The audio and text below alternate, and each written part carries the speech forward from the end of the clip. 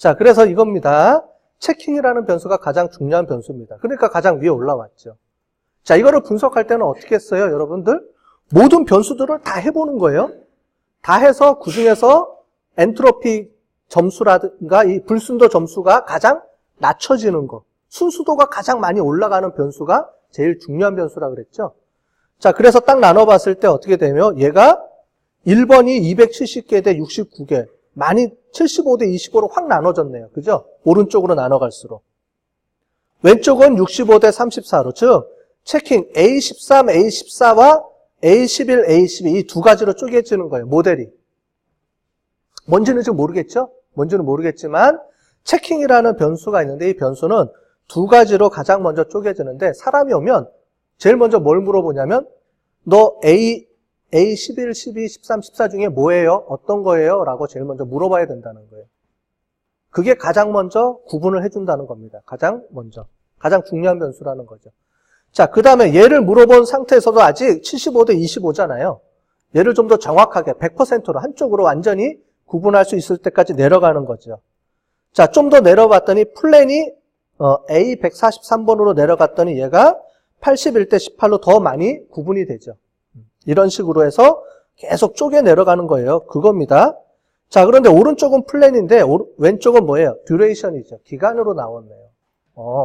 그래서 이게 똑같을 수가 없어요. 그죠? 한쪽으로 나누면 그 다음번 그룹은 별도로 독립적으로 중요한 변수를 또 쪼개는 겁니다. 이런 식으로. 자, 그래서 이게 룰이에요. 이게 룰을 맞춰놓은 거예요. 체킹이 A13이고 A14이면서 그 다음에 플랜이 A113이면서 그 다음에 히스토리가 A31, 34일 경우에는 거의 100% 뭘로 맞추는 거예요? 정상이다. 룰이 만들어지죠. 하나의 룰이. 자, 체킹 13이면서 플랜 A143이면서 히스토리 A31, A34면 무조건 얘는 도산할 리가 없어. 돈 빌려달라 그러면 빌려줘야지. 무조건 100%. 이렇게 나온다는 얘기예요. 그죠? 자, 그런데 이 가지치기라는 게 있는데 이 가지치기를 우리가 아까 전에 여러분들 못 봤지만 디폴트로 그냥 5개로 잘라놨을 거예요. 이게 뭐냐면 계속 내려가면 내려갈수록 돼 있는 건데 자, 이거 같은 경우에는 5개, 9개로 구분돼 있죠. 너무 쪼개면 하나, 2개까지도 쪼개져요. 그럼 별 의미가 없어요. 룰로서. 그래서 그거를 우리가 세팅해 주는 게 필요합니다. 그래서 데이터 개수를 최소한 10개 미만으로는 더 이상 쪼개지 마. 아니면은 뎁스를 5개까지는 내려가지 말자. 룰을 5개까지. if 그러고를 5개까지만 세팅하자. 이렇게 정해주는 거예요. 됐죠? 요거에 대한 이해는 됐죠, 이제? 자. 그래서 아까 전에 못 봤지만 여기 보면은 이제 그런 것들을 체크해주는 거가 여기 있습니다. 뿌리 아래 나무 깊이 이런 것들이 세팅이 돼 있는 거예요. 지금 5개로 세팅돼 있죠? 얘를 바꿔줄 수가 있겠죠. 더 데이터가 많고 더 룰이 깊어지면 얘를 더 늘려주기도 하고 줄여주기도 하고 하면서 이렇게 해주는 거예요. 여기 고급에서도 여기 보면은 여러 가지가 나오죠. 이런 거를 가지고 뭐 진위 지수를 쓰겠다면 이렇게 여러 가지 나오죠. 이런 걸 가지고 하는 겁니다. 자, 지금 했던 게 디시전 트리예요. 이거를 쓸 수도 있고요. 사람들이 아까 전에 보는 것처럼 그 나뭇가지처럼 딱딱 이렇게 규칙이 정해지니까 눈에 딱 보고 설명하기도 쉽고, 그죠? 그래서 많이 쓰는데 이거 말고도 그 우리가 인공신경망을 씁니다. 자, 인공신경망을 써볼게요. 여기 보면 신경망 제일 왼쪽에 신경망이라고 돼 있죠? 얘를 더블 클릭. 신경망. 자, 얘를 더블 클릭해 볼게요. 그럼 뭐 세팅해 주는 게 뭐가 막 나오죠? 뭐가 막 나오는데 처음에 모를 때는 그냥 하시면 되겠죠? 자, 한번 구경해 볼까요? 모델도 있고요. 옵션도 있고요. 뭐 고급도 있고 뭐 주석도 있고 한데 고급 들어가 볼게요. 하나만 세팅해 봅시다. 고급에서 단수는 기본적으로 얘가 쓰는 걸 쓰는데 고급 들어가 볼게요. 고급 들어가 보면 뭐가 나오냐면 층이라고 나와 있죠. 층. 얘가 히든 레이어입니다. 자, 우리가 인풋이 있고요. 아웃풋이 있으면 그 가운데 히든 레이어가 있죠.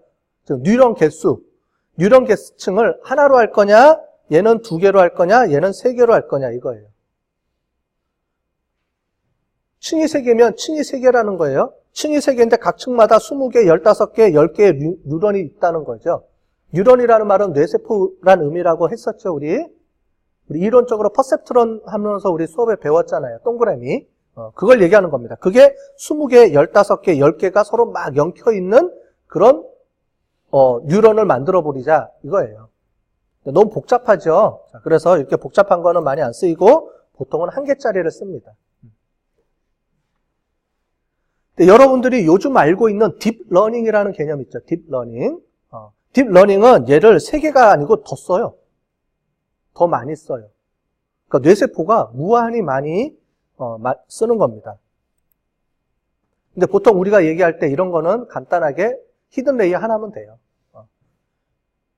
왜 그러면 딥러닝은 여러 개를 쓰느냐? 딥러닝은 사진이라든가 이미지나 음성 이런 걸 분석해야 되죠. 이런 데이터 분석하는 게 아니에요. 딥러닝은 사진이라든가 이미지 분석이 많이 쓰여요. 또는 바둑이라든가 뭐 이런 거를 즉 사람이 이런 데이터로 처리를 못할 정도의 많은 양의 데이터가 들어옵니다. 그래서 그거를 처리하려면은 간단한 뉴런 가지고는 계산이 잘 안 돼요. 그래서 이제 그럴 때는 딥러닝 할 때는 뉴런의 개수가 여러 개고 층도 다층으로 해서 막 나눠져요. 그래서 다층 퍼셉트론이라고 해요. 그걸 우리가 딥러닝이라고 부르는 거고 이런 데이터, 우리가 알고 있는 이런 데이터 처리할 때는 정교화된 데이터 처리할 때는 그렇게까지 필요 없습니다. 그냥 뉴런 히든 레이어 하나 정도. 자, 히든 레이어 하나인데 뉴런을 몇 개 만들 거냐? 20개?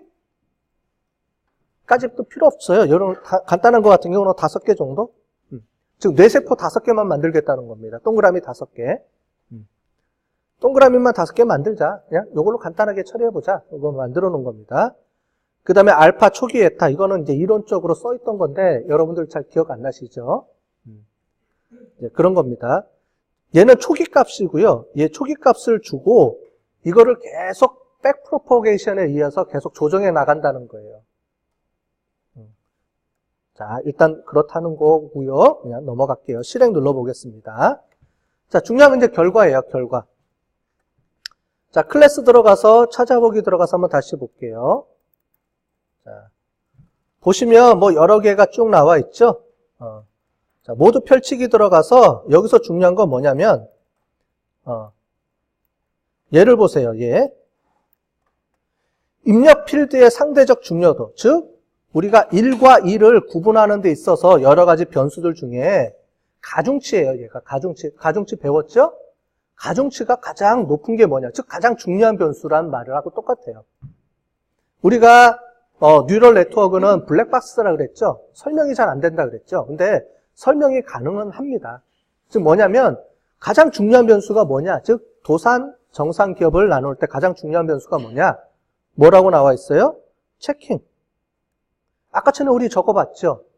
디시전 트리에서도 중요한 변수가 뭐로 나왔죠? 체킹. 기억나시죠? 똑같아요. 그러니까 어떤 모델을 돌려도 비슷한 결과가 나온다는 거죠, 지금. 얘가 제일 중요한 변수고 그 다음에 잡이 두 번째고 이렇게 나와 있죠.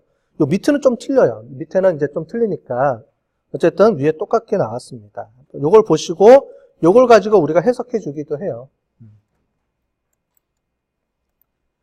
자, 의사결정나무, 그 다음에 얘는 인공신경망, 그 다음에 우리가 하나 더 배웠어요. 로지스틱 회귀 분석을 씁니다. 로지스틱 회귀 분석은 이제 통계적 기법에서 많이 쓰고요. 여러분들 우리 그 통계학 배운 학생들은 로지스틱 회귀 분석 해봤을 거예요. 자, 여기 보시면 어디 갔죠? 왜 눈에 안 보이지 갑자기? 로지스틱 제일 끝에서 두 번째 로지스틱 얘를 더블 클릭해 볼게요. 자, 이렇게 연결이 안 되면 다시 이렇게 연결해 주시고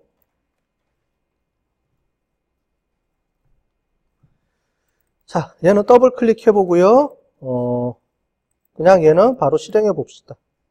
별다르게 세팅할 게 없으니까 바로 실행해 볼게요.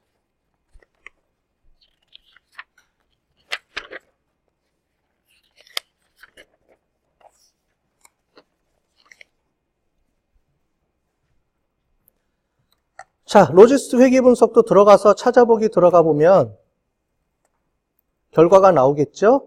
자, 그래서 이렇게 쭉 보시면 뭐가 많이 나와요. 뭐가 많이 나오는데 잘 모르겠죠?